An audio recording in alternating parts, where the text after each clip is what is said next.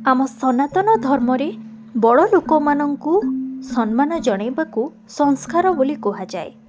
आमे छोट थिबा समय रे आम घर लोक माने बड़ माने आसिले सेमानंक पाद छुईबाकु परामर्श देइथांती बा शिक्षा देइथांती। एहा हेउछि बड़ लोक मानंकु एक अभिवादन बा नम्रतार सूचक जहा आमे प्रदान करिथाउ। आम सनातन धर्म रे अभिवादन नम्रतार सूचक भाव विवेचना करा जाए। एही अभिवादन ग्रहण करिबार उपकारिता विषय रे शास्त्र रे अनेक किछि लिखा जाइछि। आमे छोट बेलु जो शिक्षा पाई आसीछे माने बड़ लोक आसिले तांको सम्मान जणाई सेमानंकु मुंडिया मारिबा। आज एही स्पेशल वीडियोटी खास एही टॉपिक को नै रहिछि जे केउ परिस्थिति रे केउ 9 जनक पाद छुईबा आदौ उचित नुहे। कौन आपण एही 9 जनक विषय रे जानिछंती? जदि जानि नाहंती ताहले एही वीडियो को शेष जाय देखंतु, जानंतु आम सनातन धर्म रे एहा विषय रे कोन कुहा जायछि, एहाकु नै कोन नियम रहिछि। वयस्क एवं गुरुजन मानंकु सम्मान करिबा एवं सेवा करी बयस ज्ञान ख्याति एवं शक्ति हासिल करा जाय थाए। सनातन धर्म रे गुरुजन मानंक पाद छुईबा एक भल संस्कार बोली मना जाए। किंतु आपण जानंती केउ परिस्थिति रे एवं केउ 9 जनक पाद छुईबा उचित नुहे। प्रथम रे रहिछि मामुंकर पाद छुईबा कथा नुहे भणजा।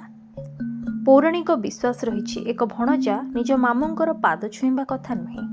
कुहा जाए जेतेबेले भगवान श्रीकृष्ण मामू कंसंकर वध करथिले सेही समयरु एही परंपरा चली आसुछि।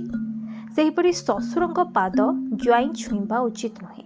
पौराणिक विश्वास रहिछि ज्वाई कौनसी परिस्थिति रे तांको ससुरंक पाद छुईबा उचित नुहे। कुहा जाए जे महादेव राजा दक्षंक मुंड काटिबा परठारु एही परंपरा चली आसुछि।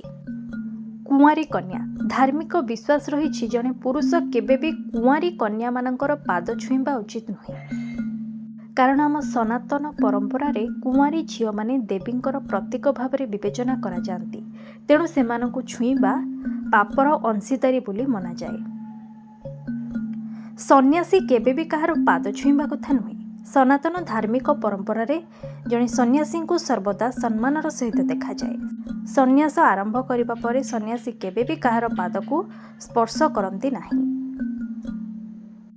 आपण निश्चित भाव में महान योगी और साधु मान सहित देखा होइथिबे। परि परिस्थिति रे जेउ माने असंतोष प्रकाश करते किंबा त्याग करने को इच्छा करते सेमाने एहाको सर्वदा ध्यान रखिबा उचित। सोईथिबा व्यक्तिंक पाद को केबे भी स्पर्श करिबा ठीक नुहे। धार्मिक विश्वास रहिछि जदि जणे व्यक्ति निदरे सोईछन्ति तेबे तांको पाद छुईबा उचित नुहे। कारण केवल मृत व्यक्तिंकर पाद ही एही अवस्था रे छुआ जाय थाए। तो जी भी यही सब काम करे से पापर भागीदारी हो जाए। मंदिर रे कहार पाद को स्पर्श करंतु नाही। धार्मिक शास्त्रर विशेषज्ञ माने कहिसंती जे जणे व्यक्ति जेते बयस हेउना काहेकि जदि से गोटे मंदिर रे रहिसंती तेबे तांको पाद छुईबा उचित नुहे। एहा करिबा द्वारा मंदिर रे थिबा देवता मानंकु अपमानित करिथांती बोली मना जाए।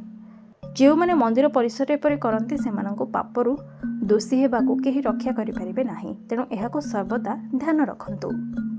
अशौच व्यक्ति सनातन धर्मर विश्वास रही जदि कहीं अशौच अवस्था अच्छे ताहले तांको पाद छुईबा उचित नुहे। कुहा जाए जे जो माने यह करती से माने पापर भागीदारी हुंती। सेहीपरि पूजा पाठ करुवा समय पाद छुईबा मना करा जाए।